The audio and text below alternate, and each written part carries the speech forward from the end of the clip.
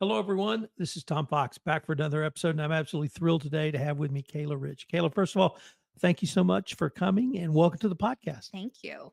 So, Kayla, what is your role on Mayor of the Night? My first role was first assistant director to CJ Goodwin. So that was during the filming production process. And since production is wrapped here in post production, I'm heading up the marketing team. So we're trying to get this film on as many big screens across the country as we can. So, tell us about your role Mhm. as first production. What did that entail? Honestly, it was whatever it took that day. Being assistant to someone like CJ who keeps a really open team with a lot of varying levels of experience. So sometimes on a set day, we would have people who are brand new. Sometimes we would have really experienced folks and everyone in between. Being an assistant to that means playing hostess, playing cruise director sometimes, camp counselor, all the things, making sure that all of it keeps going and everyone's where they need to be. So it's a lot of schedules and tracking people down and being 5 minutes ahead of the game and things like that. But it's also responding to whatever went sideways that day. If the weather threw us a curveball or someone was sick or anything that can go wrong on the set. It's just responsiveness, really. Sounds to me like you were the camp mom. I'm saying. No, I mean, I've thought about it. Honestly, it's just project management skill set. Really, it's like we've got a task at hand. It looks different every day, but you know what the goal is, the players, and it's just a matter of getting to the finish line. How did you get into this arena?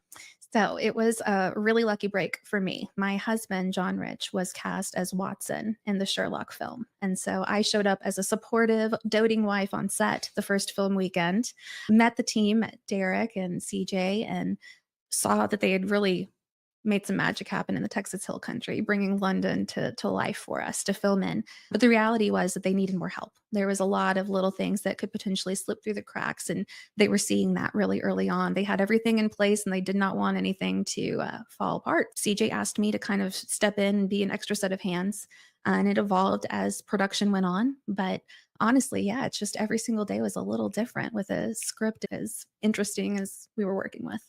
Tell us maybe the three biggest challenges you had. Hmm.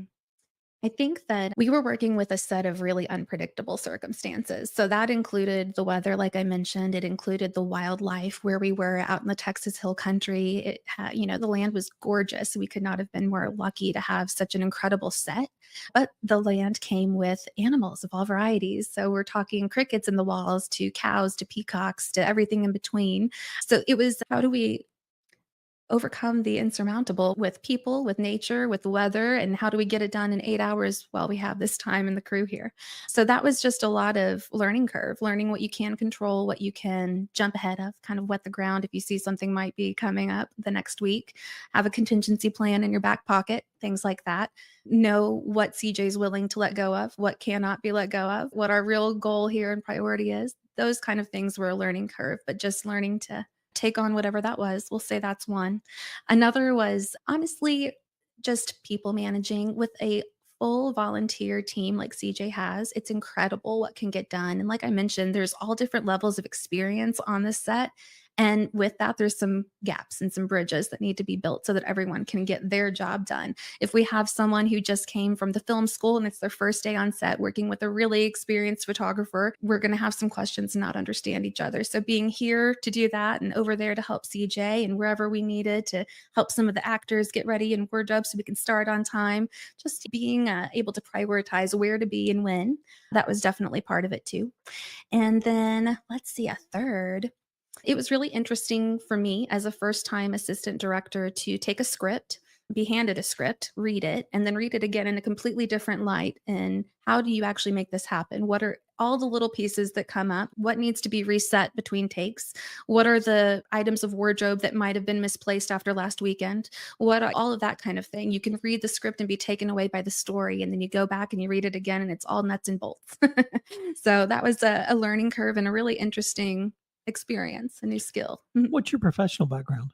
Business, marketing specifically, but yeah. So, what do you think in your professional Mhm. background to you having the success you did as the first director I or think with first assistant, I should say? yeah, I think with sales, you learn to respond to whatever you're handed and have the bravery to know you can take it on. And I think that grit is really all it takes to make most things happen in life. And this is no different. So the willingness to ask a question, learn where you need to learn, be humble and take the experience that's around you and things like that, and just respond with what's going to keep things moving. So that's a ticket in all business, right? I heard you use the term project management or Mhm. PM. Does that include the sort of process management as well? Some of it. We were all spoiled to have a really experienced director in CJ Goodwin. This is his 4th feature film, and I can't even fathom the experience that he brings. I don't even understand all of it, but he was really great at making sure we had what we needed to do our job successfully. And it didn't mean that we were always 100% successful, but he was there and making sure that we were on to the next every time. I think so, but honestly, we were spoiled to have CJ really in the driver's seat of most of that. So we were allowed to bring our experience and our additions to the set, but really under his I don't know, his vision. It all had to fit within the vision. So that was a comfort.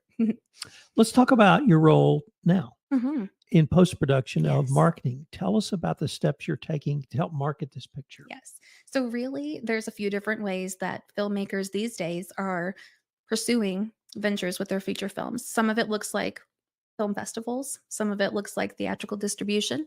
We've chosen to go all in on theatrical distribution. So we are not planning to make any of the festival circuits. We think that the film could do really well. But what our heart is in is really bringing people back to theaters and getting this movie across the country.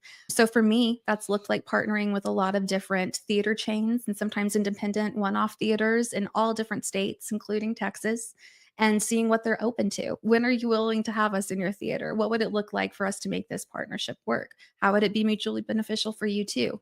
What kind of marketing ideas are you wanting to try for next year, but you don't have someone to partner with? Let's partner and do that. Things like that. So it's a lot of finding the opportunities for this film and being willing to sit down at the table and pursue it, not let it go.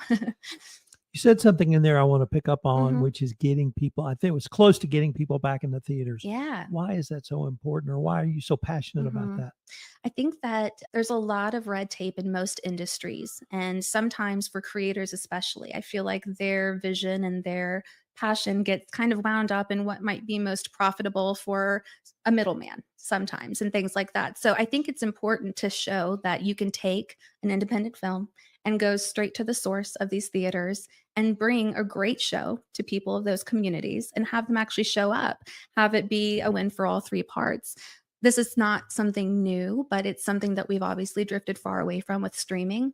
And I think while streaming is amazing and has opened up a lot of doors for a lot of creators in that realm, there's definitely a missing in our hometowns and in our communities. And there's still, in this post pandemic world, there's a desire for family friendly things and just outings and different things like that. And I think that we have all these theaters that have done a great service, and maybe they have hit harder times as they're struggling to find some content coming off of different writers' strikes, acting strikes, the pandemic as a whole. So it's a good time, I think, for the creatives, for the theaters, and for the communities too, to see the value and actually keeping up with this and breathing some new life into it. You have a big party slash fundraiser coming We up. Could you tell us do. about that?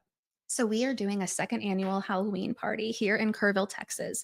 For all of our Kerrville friends, they're familiar, but we have a mansion in town. It's the River Hill Mansion.